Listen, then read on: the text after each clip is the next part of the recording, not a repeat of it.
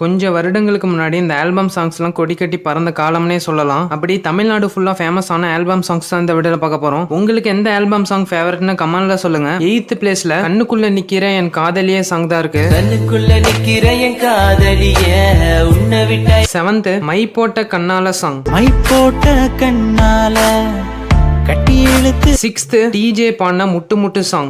முட்டு முட்டு என்ன முட்டு இடிச்சு போற. 5th மனசை ஏண்டி நொறுக்கிற சாங் தான் இருக்கு. மனச ஏண்டி நொறுக்குற வார்த்தையால.